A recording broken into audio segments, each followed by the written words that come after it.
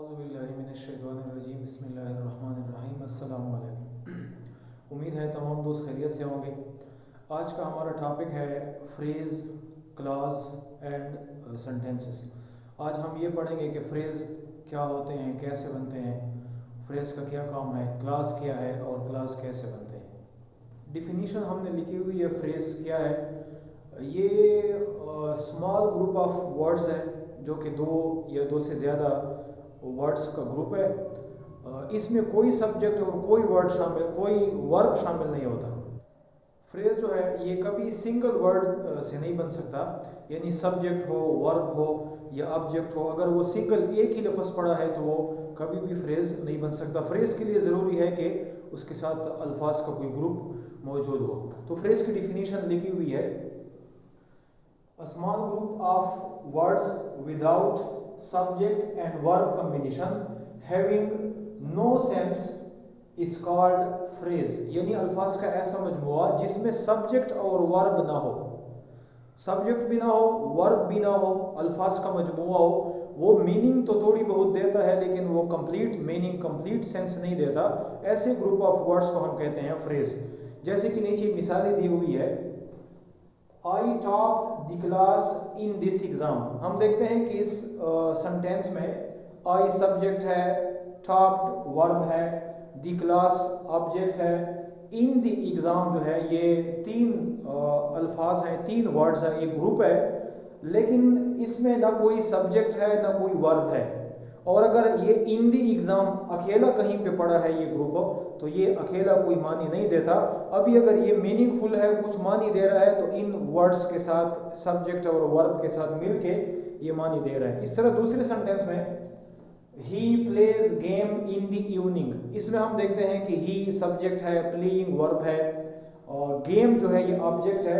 इन दी evening जो है ये थ्री वर्ड्स ग्रुप है, इसमें कोई सब्जेक्ट और कोई वर्ब नहीं है। ये हमारे पास फ्रेज है। ये यहाँ पे मीनिंगफुल है इन वर्ड्स की वजह से। अगर ये अकेले में आता है तो ये मीनिंगफुल नहीं बन सकता। इस तरह बाकी की मिसालें हैं, we killed a snake with a gun. इसमें जो विद ए गन जो है ये ग्रुप है, वर्ड्स ग्रुप है, लेकिन इसमें सब्जेक्ट नहीं है, इसमें वर्ब नहीं है। लिहाजा अगर कोई लफ्ज़ ग्रुप ऑफ वर्ड्स हो और उसमें सब्जेक्ट या वर्ब ना हो और वो पूरी तरह मीनिंग नहीं दे सकता अकेले में, तो उन ग्रुप ऑफ वर्ड्स को हम कहते हैं कि ये फ्रेज है। इसी तरह लास्ट जो एग्जांपल है, my brother likes sweet dish. इसमें माई ब्रदर जो है ये सब्जेक्ट है, लाइक्स वर्ब है, जबकि स्वीट डिश जो है ये बतौर ऑब्जेक्ट आया है। लेकिन इस स्वीट डिश को अगर हम अलग करें इस जुमले से तो इसकी कोई मीनिंग नहीं है। लिहाजा यहाँ पे अगर ये मीनिंग दे रहा है तो ये इन दो सब्जेक्ट और वर्ब की वजह से दे रहा है। इसी तरह अगर कोई भी वर्ड सिंगल वर्ड नहीं, यानी ग्रुप ऑफ वर्ड्स, दो अल्फाज हो या तीन अल्फाज हो, अगर वो सब्जेक्ट और वर्ब के बगैर आते हैं और कोई मानी नहीं देता तो उसको हम कहते हैं फ्रेज। फ्रेज के 5 अक़साम हैं, यानी noun phrase, verb phrase, adverb phrase, adjective phrase and prepositional phrase. Noun phrase उसको कहते हैं कि अगर कोई नाउन किसी दूसरे लफ्ज़ के साथ, यानी दो या दो से ज़्यादा अल्फाज जो कि सिर्फ नाउन हो और उसके साथ कोई लफ्ज़ दूसरा भी ऐड हो, तो उस सूरत में हम उस फ्रेज को नाउन फ्रेज कहते हैं। इसी तरह वर्ब जो है, वर्ब के साथ अगर कोई लफ्ज़ दूसरा भी ऐड हो जाए, यानी अकेला वर्ब नहीं, उसके साथ कोई हेल्पिंग वर्ब हो या कोई दूसरा वर्ब साथ शामिल हो जाए, तो उस वर्ब को हम कहते हैं वर्ब, उस फ्रेज को हम कहते हैं वर्ब फ्रेज। इस तरह एडवर्ब जो है वो अकेला एडवर्ब फ्रेज नहीं बन सकता, लेकिन एडवर्ब के साथ अगर कोई दूसरा लफ्ज़ कंबाइन हो जाए तो उस कॉम्बिनेशन को हम कहते हैं एडवर्ब फ्रेज। इसी तरह एडजेक्टिव जो है, एडजेक्टिव भी अकेला फ्रेज नहीं बन सकता, लेकिन एडजेक्टिव के साथ अगर कोई दूसरा वर्ड, एक या दो वर्ड्स शामिल हो जाएं और वो एक ग्रुप बना लें तो उसको हम कहते हैं एडवर्ब फ्रेज, एडजेक्टिव फ्रेज। और प्रीपोजिशन जो है वो, यानी इन, ऑन, एट, अगर किसी वर्ड के साथ जुमले के अंदर शामिल हो जाए, एक ग्रुप बनाए और वो सब्जेक्ट और वर्ब के बगैर हो, तो उस ग्रुप को हम कहते हैं prepositional phrase. Class, class meaning कलमा, ये भी फ्रेज की तरह स्मॉल ग्रुप ऑफ वर्ड्स है, लेकिन फ्रेज और क्लास में फ़र्क ये है कि फ्रेज जो है वो भी ग्रुप ऑफ वर्ड्स है लेकिन उसमें सब्जेक्ट और वर्ब कॉम्बिनेशन नहीं होता, वो अकेले में कोई मीनिंग नहीं देता। लेकिन क्लास जो है उसमें ये कमाल है कि इसमें एक तो सब्जेक्ट और वर्ब कॉम्बिनेशन होता है, यानी ये अकेला सब्जेक्ट भी कलमा नहीं हो सकता, क्लास नहीं हो सकता, अकेला वर्ब भी जो है वो क्लास नहीं हो सकता। उसमें वर्ब और सब्जेक्ट कॉम्बिनेशन के बाद ये क्लास बनता है और ये एक हद तक मीनिंग दे सकता है, यानी कुछ ना कुछ आपको उसकी समझ आएगी। और ये सेंटेंस का एक पार्ट होता है, यानी अगर हम कंप्लीट सेंटेंस को देख लें तो उसमें हर सेंटेंस जो है उसमें एक क्लास मौजूद होता है, लेकिन हर क्लास जो है वो एक कंप्लीट सेंटेंस नहीं हो सकता।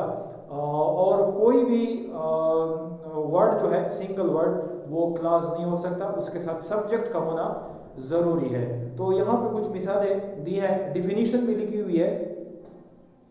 अ स्मॉल मीनिंगफुल ग्रुप, यानी ये ग्रुप मीनिंगफुल होता है of words with subject and verb combination, यानी ये जो ग्रुप है वर्ड्स का इसमें सब्जेक्ट और वर्ब का होना ज़रूरी है और इसके बाद ये मीनिंगफुल भी हो जाता है। ऐसे ग्रुप ऑफ वर्ड्स को हम कहते हैं क्लास। इसकी मिसालें ये हैं, he eats mangoes at night. अगर हम ये बाकी हिस्सा काट दें और सिर्फ ही ईट्स रख दें तो ही में इसमें ही सब्जेक्ट है, ईट्स वर्ब है और इन दोनों की मानी है वो खाता है, यानी कुछ ना कुछ हमें सब्जेक्ट की और वर्ब की समझ आती है। इसके बाद अगर हम ऑब्जेक्ट ऐड कर दें तो ये पूरा सेंटेंस बन जाता है। इसमें एट नाइट जो है इसको अंडरलाइन इसलिए किया है कि ये एक फ्रेज की सूरत में है, ये ग्रुप ऑफ वर्ड है लेकिन ये सब्जेक्ट और वर्ब नहीं है। ये दो ऐसे अल्फाज हैं जिसकी मीनिंग नहीं बनती लेकिन इस सेंटेंस के साथ मिलके एक जुमला बन रहा है। इसी तरह they play hockey in the street, इसमें दे सब्जेक्ट है और प्ले जो है ये वर्ब है, ये दोनों मिलके एक क्लास बनाते हैं, एक मीनिंगफुल ग्रुप बनाते हैं। इसी के साथ अगर हॉकी एक ऑब्जेक्ट है मिला के तो एक सेंटेंस बन जाता है।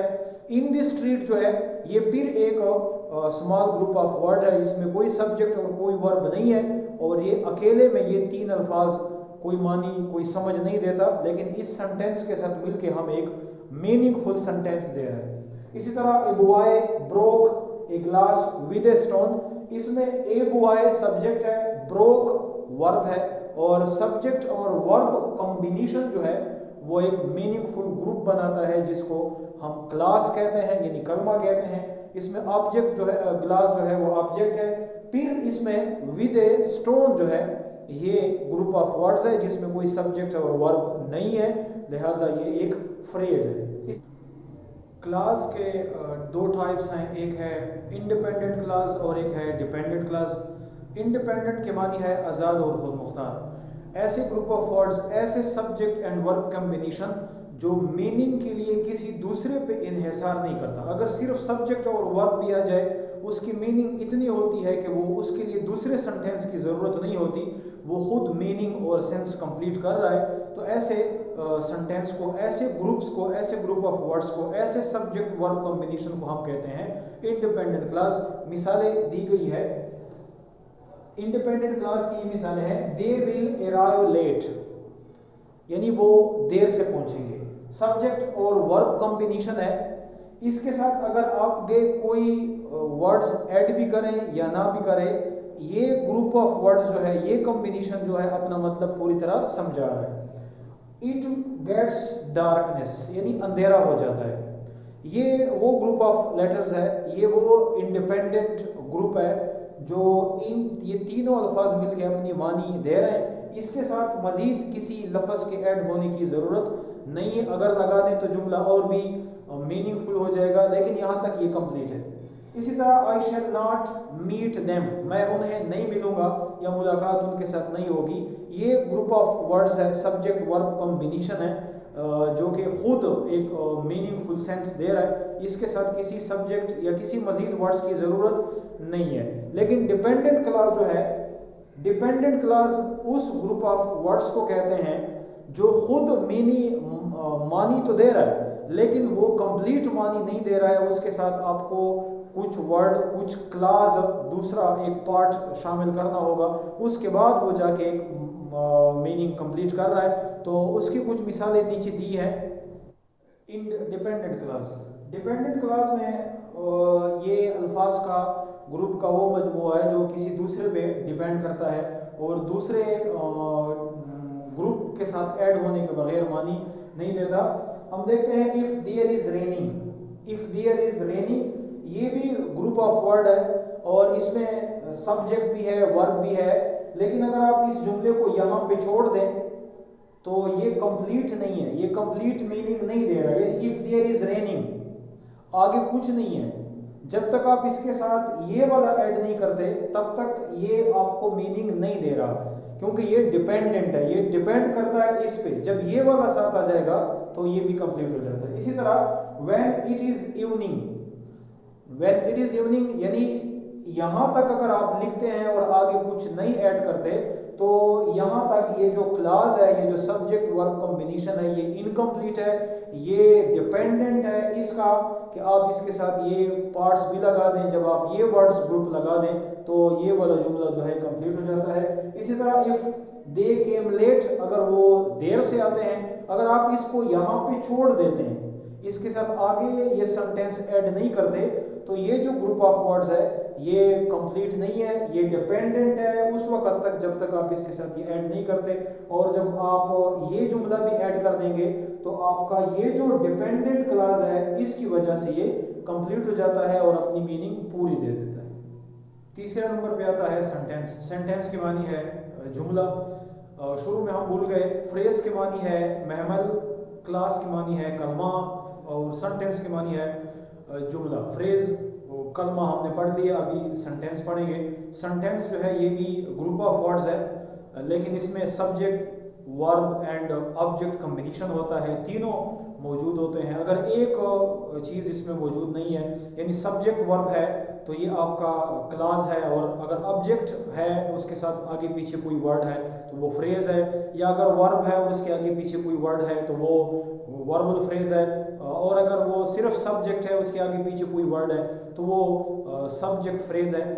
लेकिन अगर सब्जेक्ट है, वर्ब भी है और ऑब्जेक्ट भी है और एक मीनिंगफुल सेंस दे रहे हैं तो उसको हम कहते हैं सेंटेंस यानी जुमला।